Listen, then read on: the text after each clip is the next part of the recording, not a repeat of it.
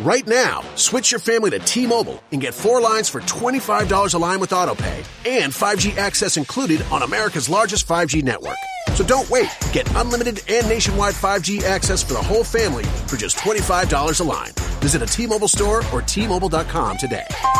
Plus taxes and fees. Customers may notice lower speeds and further reduction if using over 50 gigs a month due to data prioritization. Video at 480p. Unlimited while on our network. Qualifying credit and 4+ lines required. Capable device required for 5G. Coverage not available in some areas. Some uses may require certain features. See T-Mobile.com. लीजिए सुनिए प्रेमचंद की लिखी कहानी अनुभव। वाचन समीर गोस्वामी का है। प्रियतम को 1 वर्ष की सजा हो गई और अपराध केवल इतना था कि 3 दिन पहले जेठ की तपती दोपहरी में उन्होंने राष्ट्र के कई सेवकों का शरबत पान से सत्कार किया था। मैं उस वक्त अदालत में खड़ी थी। कमरे के बाहर सारे नगर की राजनैतिक चेतना किसी बंदी पशु की भांति खड़ी चीत्कार रही थी। मेरे प्राणधन हथकड़ियों से जकड़े हुए लाए गए। चारों ओर सन्नाटा छा गया। मेरे भीतर हाहाकार मचा हुआ था, मानो प्राण पिघला जा रहा हो। आवेश की लहरें सी उठ उठकर समस्त शरीर को रोमांचित किए देती थी। ओह, इतना गर्व मुझे कभी नहीं हुआ था। वो अदालत, कुर्सी पर बैठा हुआ अंग्रेज अफसर, लाल जरीदार पगड़ियां बांधे हुए पुलिस के कर्मचारी, सब मेरी आंखों में तुच्छ जान पड़ते थे। बार बार जी में आता था दौड़कर जीवन धन के चरणों में लिपट जाऊं और उसी दशा में प्राण त्याग दूं। कितनी शांत, अविचलित, तेज और स्वाभिमान से प्रदीप्त मूर्ति थी। ग्लानि, विषाद या शोक की छाया भी न थी। नहीं, उन ओठों पर एक स्फूर्ति से भरी हुई मनोहारिणी ओजस्वी मुस्कान थी। इस अपराध के लिए 1 वर्ष का कठिन कारावास? वाह रे न्याय, तेरी बलिहारी है। मैं ऐसे 1000 अपराध करने को तैयार थी। प्राणनाथ ने चलते समय एक बार मेरी ओर देखा, कुछ मुस्कुराए, फिर उनकी मुद्रा कठोर हो गई। अदालत से लौटकर मैंने 5 रुपए की मिठाई मंगवाई और स्वयं सेवकों को बुलाकर खिलाया, और संध्या समय मैं पहली बार कांग्रेस के जलसे में शरीक हुई। शरीक ही नहीं हुई, मंच पर जाकर बोली और सत्याग्रह की प्रतिज्ञा ले ली। मेरी आत्मा में इतनी शक्ति कहां से आ गई, नहीं कह सकती। सर्वस्व लुट जाने के बाद फिर किसकी शंका और किसका डर। विधाता का कठोर से कठोर आघात भी अब मेरा क्या अहित कर सकता था। दूसरे दिन मैंने 2 तार दिए, एक पिताजी को, दूसरा ससुर जी को। ससुर जी पेंशन पाते थे, पिताजी जंगल के महकमे में अच्छे पद पर थे। पर सारा दिन गुजर गया, तार का जवाब नदारद। दूसरे दिन भी कोई जवाब नहीं। तीसरे दिन दोनों महाशयों के पत्र आए। दोनों जामे से बाहर थे। ससुर जी ने लिखा, आशा थी तुम लोग बुढ़ापे में मेरा पालन करोगे। तुमने उस आशा पर पानी फेर दिया। अब क्या चाहती हो, मैं भिक्षा मांगू? मैं सरकार से पेंशन पाता हूं। तुम्हें आश्रय देकर मैं अपनी पेंशन से हाथ नहीं धो सकता। पिताजी के शब्द इतने कठोर न थे, पर भाव लगभग ऐसा ही था। इसी साल उन्हें ग्रेड मिलने वाला था। वो मुझे बुलाएंगे तो संभव है ग्रेड से वंचित होना पड़े। हां, वो मेरी सहायता मौखिक रूप से करने को तैयार थे। मैंने दोनों पत्र फाड़कर फेंक दिए और उन्हें कोई पत्र न लिखा। हे स्वार्थ, तेरी माया कितनी प्रबल है।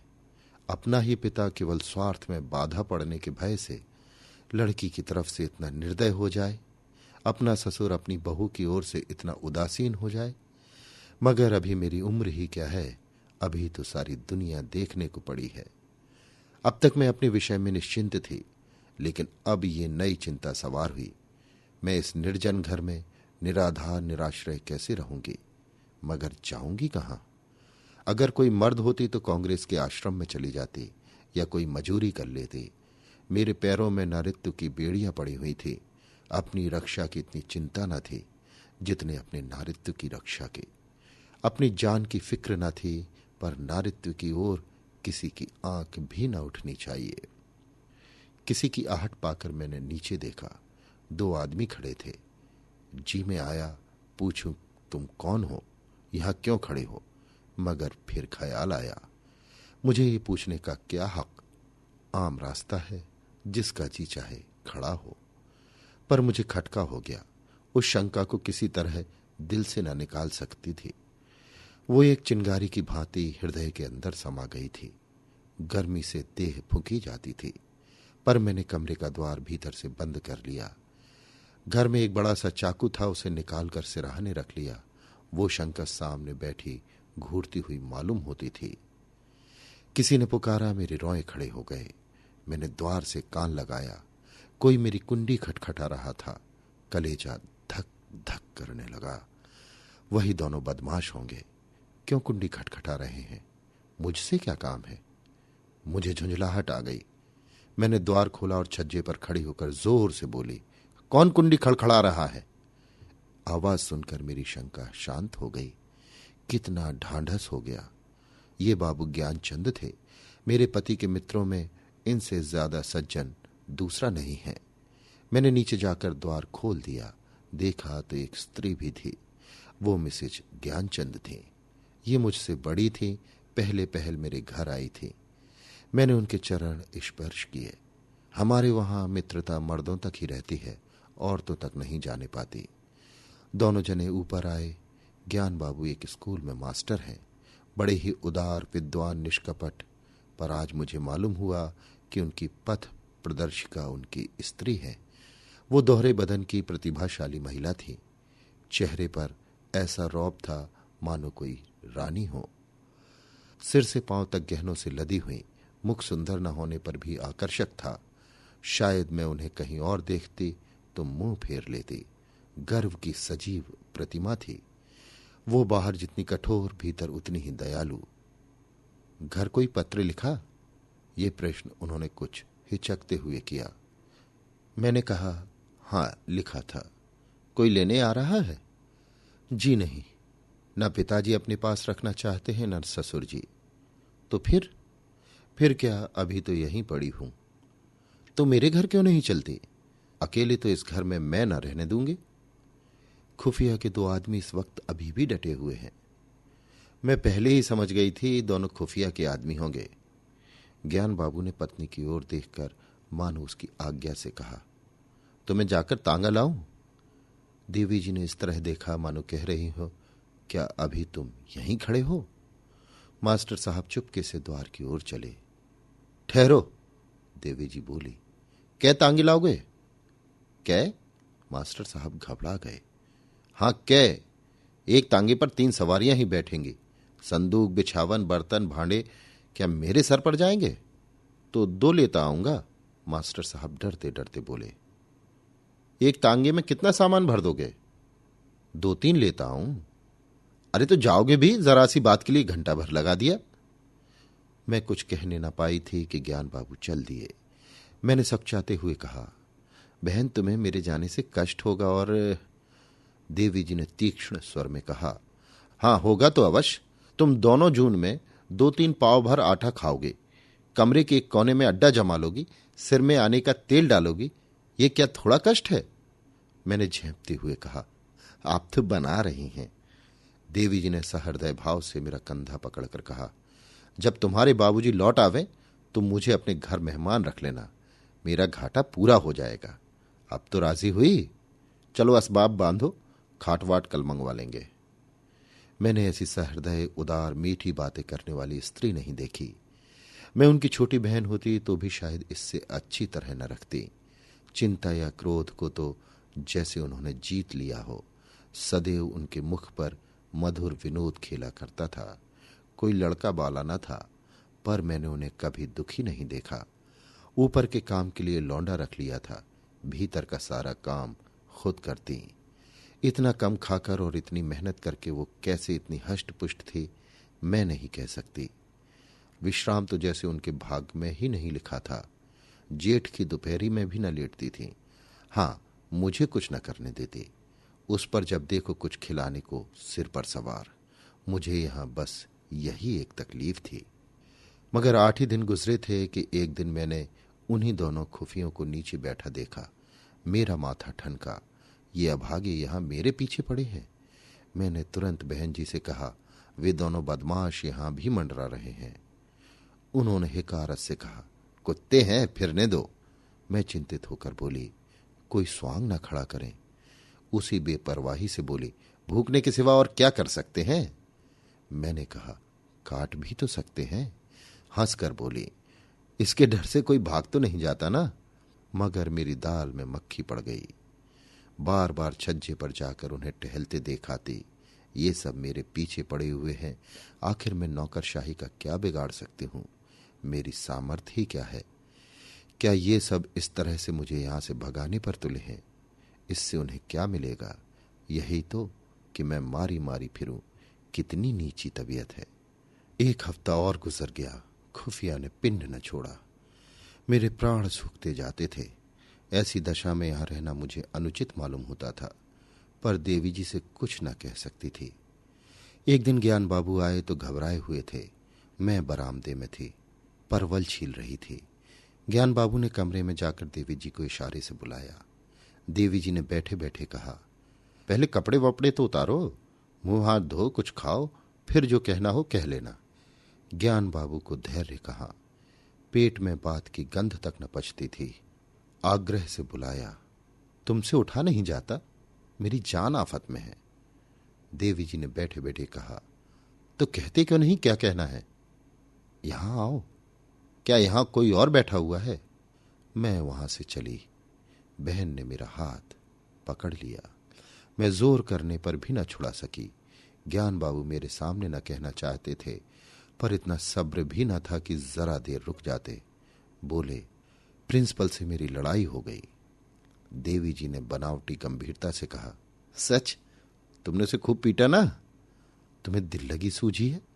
यह नौकरी जा रही है। जब ये डर था तो लड़े क्यों? मैं थोड़ी ही लड़ा, उसने मुझे बुलाकर डांटा। बेकसूर। अब तुमसे क्या कहूं? फिर वही पर्दा। मैं कह चुकी ये मेरी बहन है, मैं इससे कोई पर्दा नहीं रखना चाहती। और जो इन्हीं के बारे में कोई बात हो तो? देवी जी ने जैसे पहेली बूझ कर कहा, अच्छा समझ गई, कुछ खुफियों का झगड़ा होगा। पुलिस ने तुम्हारे प्रिंसिपल से शिकायत की होगी। ज्ञान बाबू ने इतनी आसानी से अपनी पहेली का बूझा जाना स्वीकार न किया। बोले, पुलिस ने प्रिंसिपल से नहीं, हाकिम जिला से कहा। उसने प्रिंसिपल को बुलाकर मुझसे जवाब तलब करने का हुक्म दिया। देवी ने अंदाज से कहा, समझ गई, प्रिंसिपल ने तुमसे कहा होगा कि उस स्त्री को घर से निकाल दो। हां, यही समझ लो। तो तुमने क्या जवाब दिया? अभी कोई जवाब नहीं दिया। वहां खड़े खड़े क्या कहना? देवी जी ने उन्हें आड़े हाथों लिया। जिस प्रश्न का एक ही जवाब हो उसमें सोच विचार कैसा? ज्ञान बाबू सिर पिटाकर बोले, लेकिन कुछ सोचना तो जरूरी था। देवी जी की त्योरियां बदल गईं। आज मैंने पहली बार उनका ये रूप देखा। बोली, तुम उस प्रिंसिपल से जाकर कह दो मैं उसे किसी तरह नहीं छोड़ सकता, और ना माने तो इस्तीफा दे आओ, और ना माने तो इस्तीफा दे आओ। अभी जाओ, लौटकर हाथ मुंह धोना। मैंने रोकर कहा, बहन मेरे लिए? देवी जी ने डांट बताई, तू चुप रह, नहीं कान पकड़ लूंगी। क्यों बीच में कूदती है? रहेंगे तो साथ साथ रहेंगे, मरेंगे तो साथ मरेंगे। इस मर्दुए को मैं कहूं आधी उम्र बीत गई और बात करना ना आया। पति की तरफ मुखातिब होकर बोली, खड़ी सोच क्या रहे हो? तुम्हें डर लगता है तो मैं जाकर कह आऊं? ज्ञान बाबू ने खिसियाकर कहा, तो कल कह दूंगा, इस वक्त कहां होगा कौन जाने।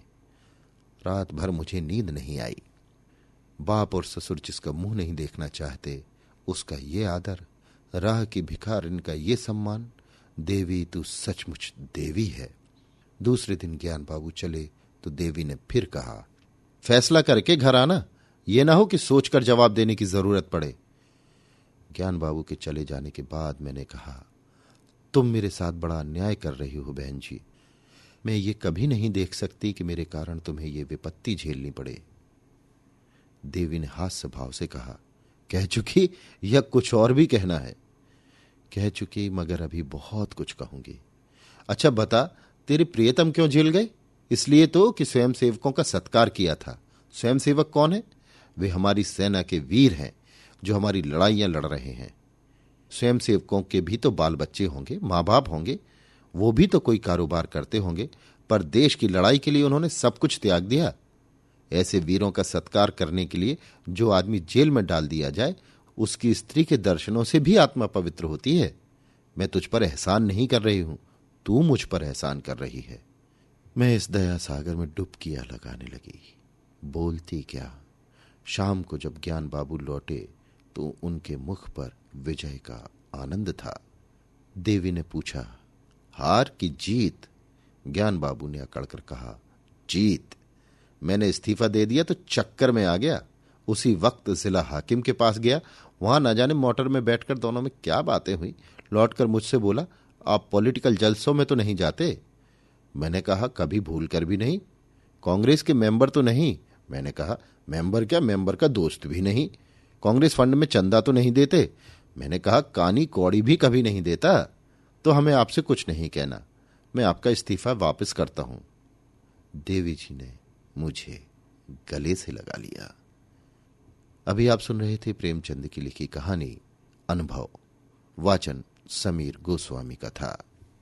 With the new iPhone SE for less than $100 at Metro, you rule. It's the most affordable iPhone on the #1 brand in prepaid. So whether you're studying online or FaceTiming.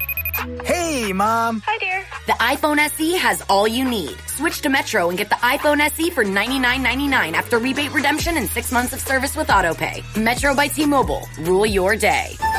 Limit 1 per account/household. Requires port and ID validation. Not valid for numbers currently on the T-Mobile network or active on Metro in past 90 days. Restrictions apply. See store for details.